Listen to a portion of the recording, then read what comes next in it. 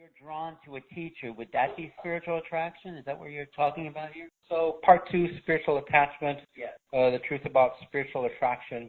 So what I've been finding out, and for people who have awakened as well, as you awaken, okay, you start, say, getting more, say, sexually attracted or sexually more, say, active or awakened. Does that make sense for those people who have been awakened? Well, your energy running through your body, through the week. So that same way that you get abused, say, sexually or physically, right? Because it's a powerful, say, way to control you, the dark side, the same way it happens spiritually. So as people awaken, what happens, I say, that euphoric feeling that people get in your brain, in your physical brain, that euphoric space or that spiritual space that you connect and so on, lays right over, say, your sensuality, your orgasmic state, and so on like that. So as one process gets, say, connected or awakened, it awakens you, say, sexually. Okay? And again, just to verify those people who awaken, yes, you get more, say, sexually, say, you have a higher sexual appetite, but do you notice that you get turned off by people who are awakened, are not awakened? You know what I mean? And you get kind of, say, bummed out because it's like, we're all these fantastic people. It's not about the physical, say, physicalness of sex, okay? And that's why, say, in religion, people say, sex is not good. Again, it's a physical thing that they're telling you not to do. That's one way to know that they are, say, of the dark side. Okay? Again, physicalness or physical sex is actually one of the best ways to connect if you are doing it with a partner that's, say, awakened or complete for you. With that, what happens is, again, whether it's a guy or a girl, okay, and I'm just sharing my own experience, what happens is that people, say, awaken, they can become higher and higher. What do? They feel that experience, that euphoric experience, and since we're physical beings, they attach it on to, say, me, for example, because, well, I help them awaken and they think that I'm that, say. And then so I get a lot of women that write in and they go, I'm Moss's twin flame. Can you please forward this to Moss? So I have like thousands of twin flames. And I know, I know this in my heart of hearts, it's not, obviously. Twin flames don't have thousands of people. And I can explain the details, okay? What really happens is that, say, as you get to a higher level, you can, say, connect. You're more of a master key or a general key, say, that unlocks that completeness for a lot of people. Does that make sense? So when you're in the lower realms, you can only connect to a few people. When you're in higher realms, basically a lot of people, say, can connect with you, and then they feel that completeness or that wantness or that desire. It's not about, say, sexuality or physical, intimacy. It's really about, say, that spiritual connection that they're getting. But they've never known that spiritual connection because it's never been, say, really here on Earth. They turn it into, say, a physical attraction and a physical distortion. There's actually a woman, she felt that way.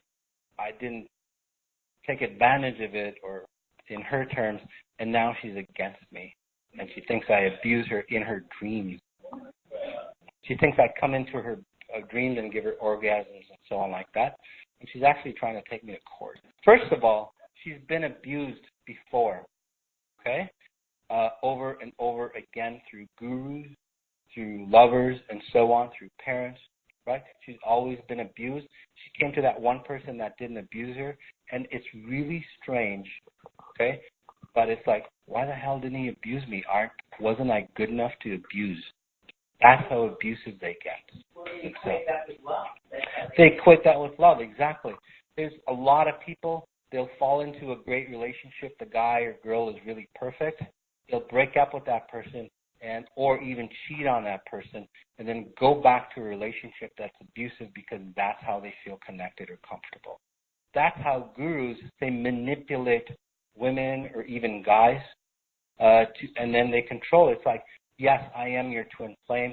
I can have like thousands of twin flames. And that's where gurus, they seduce women. That's where you go to India and then in every block, anyway, those people that they call themselves enlightened beings, and what they're looking is for girls who are weak. It's like, yes, I can enlighten you, just have sex with me, and people fall into it. And again, they're fake because it's really easy to seduce people, say at the levels, the higher levels. Okay, but the purer you are, again, you see, say, women like that, like in my case. I mean, they're gorgeous women. Okay. And then you see, say, the emptiness on the back end, the spiritual side, and then it doesn't say attract you. And the same way with you guys as well. There's just one second. There was a girl that was on an IGH, private IGH. She goes, Moss, I don't know how to say this, but lately as I've been awakened, as my abilities have come, I'm not lesbian. She kept telling me this over and over again. I'm not lesbian. You know, I can tell you I've been, heterosexual. I'm not lesbian. Okay, I say, I get it. Right? And she goes, all these women are coming at me, and they're trying to seduce me. My workers, my employees are going, let's get connected.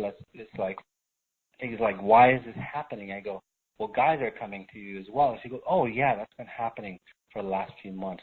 Again, as you awaken, there's a lot of people that will come towards you. Okay? It's not a bad thing, but what happens is those people need somebody to connect with, and they see that you're that brilliance. So whether you're a guy or a girl, right, they'll come and latch onto you if it feels right. Right?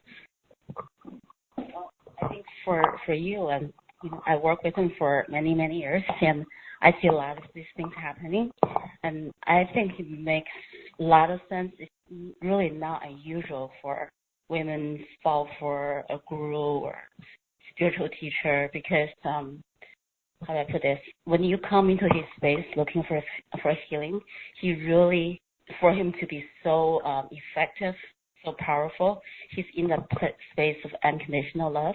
So that's what you're feeling, the unconditional love. So whatever you are, whatever the condition that you have, however damaged you are, or however ruined you feel, what a mess that you're never judged. He never judged you. So you feel so unconditionally loved and accepted. So, that really confuses you as well, because everywhere you go, you're rejected, or you're not loved, but, in his space is different. So that's true. I don't bring that, and so thanks. But anyway, again, like somebody asked, well, actually she goes, what makes you so powerful? It is really that unconditional love that I have for you. What's the real root? What we kind of went through is, again, it's that physicalness, right? That now I'm feeling good, I'm feeling complete, right? My heart stay complete or warm or open. He must be that guy for me because I'm so connected with it or connected with him. Guys, I could be that guy for a lot of guys or women. Again, as you go higher and higher, you'll connect with a lot of people because, again, you get to become the master key that, makes people feel good from a deeper level.